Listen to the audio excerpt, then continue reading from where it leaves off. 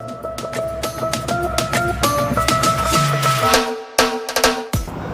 हाल है दोस्तों, आप सभी लोगों का एक बार फिर से आपकी अपनी चैनल पीसीएस प्रयास पर स्वागत है। आशा करता हूं कि आप लोग स्वस्थ होंगे और आपकी पढ़ाई भी अच्छी चल रही होगी। मेरे भाइयों, सफलता का रहस्य जो होता है वो यह है कि आप कभी हार ना मानें।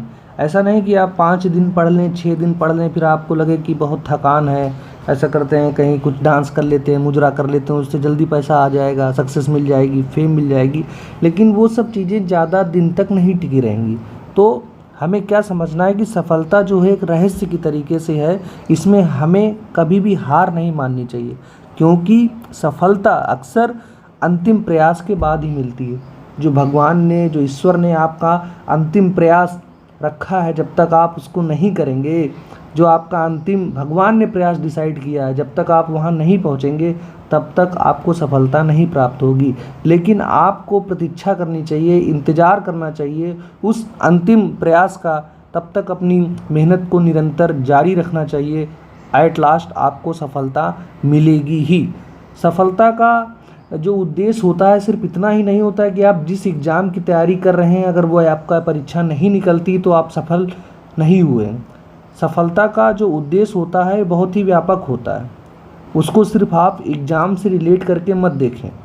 माना कि समाज में अभी भी उन लोगों को ज़्यादा रिस्पेक्ट कह लें या इज्जत कहने दी जाती है जिनका एग्ज़ाम्स निकलते हैं, लेकिन ऐसे भी कई सारे लोग हैं जो जिनका एग्ज़ाम तो नहीं निकला फिर भी वो अपनी फील्ड में बहुत ही अच्छा एक्सेल कर रहे हैं। ठीक है दोस्तों, तो ये सब तो बातें आप लोगों को मोटिवेट करने के लिए हो गई। अब हम लोग देखते हैं कि आज के इस वीडियो में आप लोगों के लिए क्या होने वाला है। ठीक, थोड़ा बहुत अंदाज़ा आप लोगों को थंबनेल में मिल ही गया होगा। अभी भी इतना सब कुछ बताने के बारे में मेरे भी चैनल पे और भी जगह आप लोगों ने देखा होगा। अभी भी कई लोगों के मन में वही भी थॉट चल रहा है कि क्या है स्थितियाँ, आखिर होगा एग्ज़ाम कि नहीं होगा। भाई, जैसे पोस्टपोन पीसीएस का हो रहा है वैसे क्या आरओ का भी होगा। 50 बार ये बातें आपको बता दी गई हैं कि इससे आपको फ़र्क नहीं पड़ना चाहिए। पहली बात, फ़र्क पड़ने की आप बात ही हटा दीजिए। जो एग्ज़ाम है बिल्कुल फिक्स है। 22 तारीख को जो डेट आयोग ने डिसाइड की थी 22 दिसंबर, उसी दिन आपका पेपर आरओ एआरओ का होगा। दूसरी बात कि यह है कि जो आपका तैयारी है आज के समय में, अगर आप सच माने तो बिल्कुल हो जानी चाहिए थी, क्योंकि अगर परिस्थितियाँ आपके फेवर में होती तो आज आपका एग्ज़ाम हो चुका होता।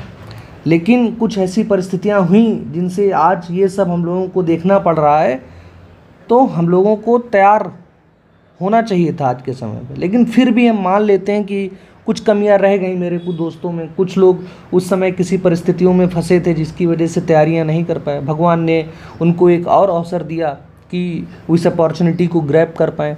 ठीक, तो ऐसे दोस्त जिनकी तैयारी अभी नहीं हो पाई है, उनके लिए क्या होना चाहिए। लगभग अभी आप देखेंगे मोटा मोटा 75 से 80 दिन बचे हुए हैं। ठीक, तो उस स्ट्रेटजी को देखने से पहले हम लोग यह समझते हैं कि क्या पैटर्न में कोई बदलाव हुआ है। हाल फिलहाल ने भी आयोग ने एक नोटिस तो जारी की, उस नोटिस में क्या लिखा है। उस नोटिस के आने के बाद से कई स्टूडेंट्स में फैल गया है कि पैटर्न चेंज हो गया। मेरे दोस्त, पैटर्न नहीं चेंज हुआ है, सिर्फ इतना बदलाव हुआ है कि जो जीएस के 140 प्रश्न और हिंदी के 60 प्रश्नों के बीच में जो गैप होता था, समय का जो गैप होता था, अब वह गैप नहीं होगा। अब वो जो पेपर 2 घंटे 1 घंटे का अलग अलग होता था, कुल मिला के अब 3 घंटे का एक पेपर होगा और उसमें उसी तरीके की निगेटिव मार्किंग होगी जो पहले होती थी, यानी कि 1/3 की निगेटिव मार्किंग होती थी। इस बात को तो आप अपने दिमाग में, जहन में बिल्कुल बैठा लीजिए कि ना एग्ज़ाम की डेट चेंज होने वाली है, ना एग्ज़ाम के पैटर्न में कुछ खास चेंजेस हुए हैं। ठीक, अब हम लोग बात करते हैं कि जो 200 प्रश्नों में से लगभग कितने प्रश्नों का हमारा टारगेट रहना चाहिए। तो मेरे दोस्त, जिस प्रकार का कंपटीशन बढ़ रहा है और जो परिस्थितियां आरओ के लिए बनती जा रही हैं, उसमें आपको लगभग अपनी तरफ से पूरी जोर लगा देनी है और 135 से 140 के बीच का आपको टारगेट लेकर के चलना है। और ये कोई बहुत बड़ा टारगेट नहीं, इसमें कोई अतिशयोक्ति नहीं है कि आप इसको अचीव नहीं कर पाएंगे। किस तरीके से हम अचीव करेंगे वो हम लोग बात करते हैं। वो दोस्त जिनकी तैयारी हो चुकी है वो तो यहाँ पे ईजिली पहुँच ही रहे होंगे। मेरे वो दोस्त जो नहीं कर पाए हैं आज के समय, वो अच्छी तरीके से नहीं तैयार हैं, आने वाली स्ट्रेटजी जो हम बताने वाला हूँ उसमें वो सिर्फ उन्हीं दोस्तों के लिए। बाकी जिनकी तैयारी अच्छी है वो दबा के प्रैक्टिस करें, जितने क्वेश्चंस लगा सकें वो लगाएं, बस यही उनके लिए रामबाण होने वाला है। अब बात हम लोग करते हैं कि क्या करना चाहिए। सबसे पहले तो हम लोग हिंदी और प्रीवियस ईयर क्वेश्चन को अवॉइड ही नहीं कर सकते। अगर आपने आयोग के द्वारा आयोजित विभिन्न परीक्षाओं में जो प्रीवियस ईयर क्वेश्चन हैं उनको आपने बिल्कुल रट के घोल के पी लिया और हिंदी पे आपने बहुत ही अच्छी कमांड बना ली, तो आप समझ लीजिए 90% तो आपका एग्ज़ाम अभी ही निकल चुका है। बस 10% जो आपका बच रहा है वो आप इतने दिनों में अगर सिर्फ प्रैक्टिस करेंगे क्वेश्चन की तो उनसे भी आपका परीक्षा आसानी से निकल जाएगी। ठीक, आपको क्या करना है, यूथ कंपटीशन की एक बुक आती है, उसमें लगभग 30 साल के प्रीवियस ईयर क्वेश्चन है, उनको लगभग पाँच बार तक मिनिमम आप उसको रिवाइज कर जाइए। एक बार पढ़िए, फिर दूसरी बार में उन क्वेश्चंस को पढ़िए जो पहली बार में आप नहीं कर पा रहे थे, फिर दूसरी बार जब आप पढ़ें तो उसमें भी जो क्वेश्चन आपको पहली नज़र में ना आ रहा हो उसको मार्क कर लीजिए।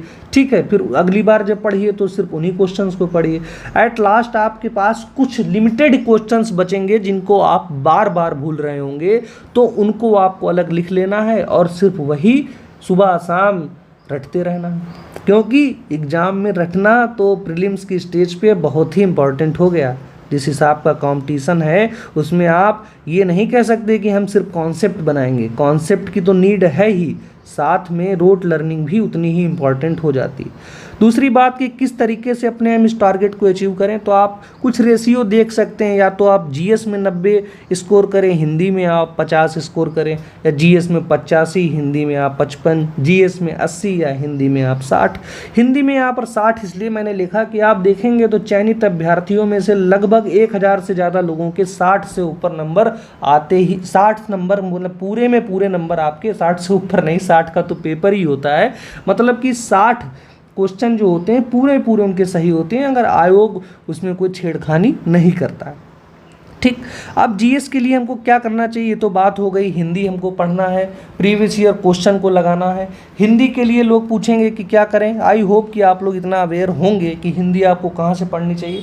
सबसे पहली बात, जो भी आप रेफरेंस बुक पढ़ रहे हो कोई एक रेफरेंस बुक पढ़िए, उसी को मन लगा करके बार बार पढ़िए। ठीक, उसके बाद आप लोग घटना चक्र की जो किताब है प्रीवियस ईयर क्वेश्चन की हिंदी की, उसको भी बिल्कुल रामबाण समझिए, घोल के बिल्कुल पी जाइए। 50 क्वेश्चन तो आपके अकेले उसी बुक से सही हो जाएंगे, बाकी जो आप रेफरेंस बुक से पढ़ रहे हैं उससे आपके क्वेश्चन 50 को ईजिली क्रॉस कर जाएंगे। ठीक, अब जीएस की बात हम लोग कर लें तो जीएस में सबसे पहले बचे हुए समय में हमको इम्पॉर्टेंट टॉपिक्स को पहचानना है, जिसकी वीडियो ऑलरेडी मैंने बना दी है, उसकी लिंक भी आपको डिस्क्रिप्शन बॉक्स में मिल जाएगी। दूसरी बात कि सब्जेक्ट्स की प्रायोरिटी हम लोगों को डिसाइड करनी होगी। ऐसे सब्जेक्ट्स जिनका वेटेज ज़्यादा रहेगा, जिसकी प्रश्नों की संख्या ज़्यादा रहती है, उनको हमको चुनना होगा।